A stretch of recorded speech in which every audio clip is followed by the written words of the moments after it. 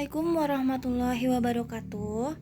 Di sini saya akan membuat video resume tentang instalasi DB server, PHP dan CMS WordPress.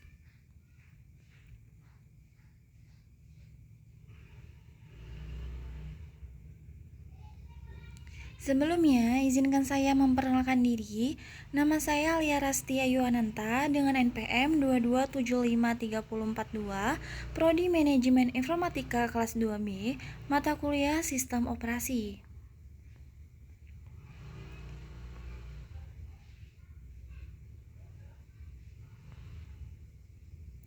Nah, ini bentukan yang akan kita bahas. Di sini saya sudah membuat table of content-nya.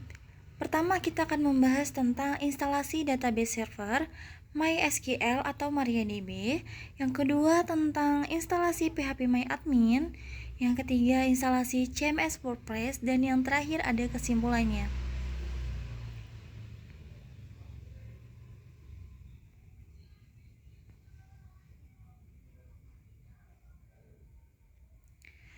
Oke, langsung saja kita bahas pembahasan yang pertama, yaitu cara instalasi database server MySQL atau MariaDB. Pertama, kita akan mengunduh paket instalasi MySQL atau MariaDB. Lalu yang kedua, ikuti petunjuk instalasi yang disediakan oleh server. Yang ketiga, Anda akan diminta untuk mengatur password root untuk database server. Dan yang keempat, pastikan database server berjalan dengan baik. Ini kalian bisa lakukan di Linux Ubuntu Server atau VirtualBox.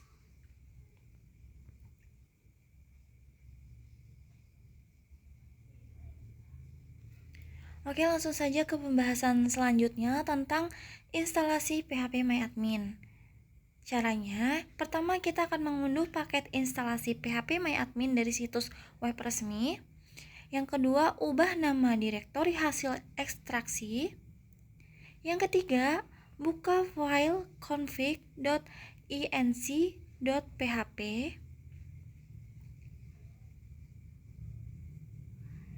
Yang keempat, simpan perubahan dan pastikan file konfigurasi tersimpan. Yang kelima, akses PHPMyAdmin melalui browser.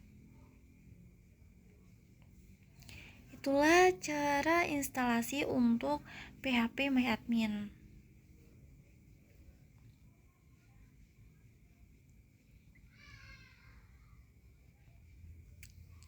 Lanjut saja kita ke pembahasan selanjutnya, yaitu tentang instalasi CMS WordPress. Ini saya mengambil singkatnya saja. Yang pertama, kita unduh paket instalasi WordPress dari situs resmi WordPress. Setelah kita udah unduh nih, kita akan ekstrak paket unduhan ke direktori web root pada server Anda.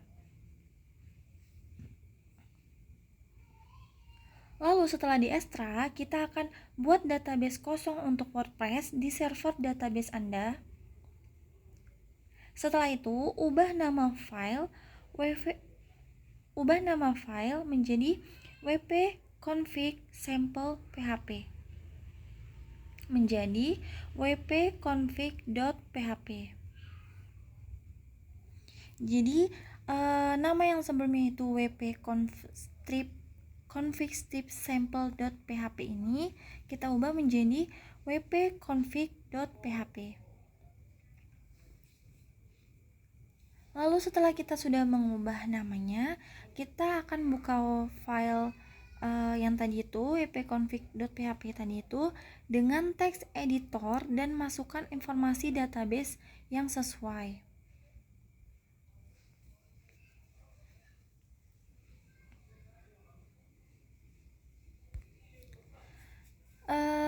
Setelah itu kita akan simpan perubahan dan pastikan file konfigurasi tersimpan di direktori WordPress yang tepat.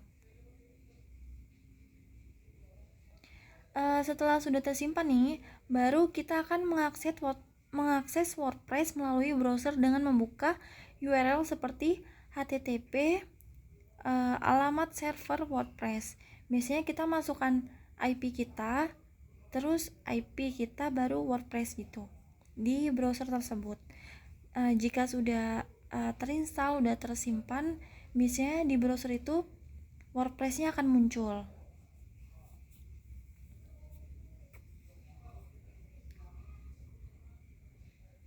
Setelah mengatur informasi tersebut, WordPress akan membuat tabel database yang diperlukan dan mengkonfigurasi situs Anda.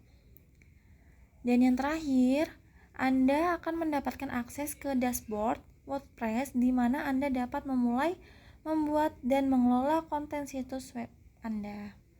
Jadi nanti ada gambaran dari WordPress sendiri, dan di situ nanti kalian bisa di dashboard WordPress itu kalian bisa memulai membuat, mengelola konten situs di web Anda.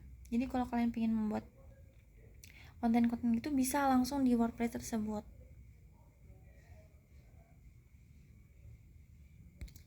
Nah, yang terakhir kesimpulannya. Jadi kesimpulannya di sini setiap langkah-langkah itu ya, langkah-langkah awal yang penting dalam membangun situs web interaktif dan dinamis adalah melakukan instalasi database server, terus lalu kita akan lanjut ke phpMyAdmin, dan lanjut kita ke CMS WordPress. Dengan kita ngikutin instalasi prosesnya itu dengan tepat dan dengan baik, kita bisa menyiapkan lingkungan yang diperlukan untuk mengelola data, mengatur database, serta membuat dan mengelola situs web menggunakan WordPress. Jadi dari tahapan-tahapan awal tadi itu, jika kita sudah mengikuti tahapan-tahapan instalasi dari awal itu dengan tepat dan dengan baik, kita bisa membuka situs WordPress. Tapi kalau misalkan kita dari awal tidak tepat instalasinya, itu bakalan susah di phpMyAdmin ini dan di WordPress-nya ini. Jadi pastikan instalasi tahapan dari awal itu tuh berjalan dengan sukses gitu. Oke, sekian sedikit review resuman di video ini. Bila ada kesalahan, saya mohon maaf. Saya akhiri. Wassalamualaikum warahmatullahi wabarakatuh.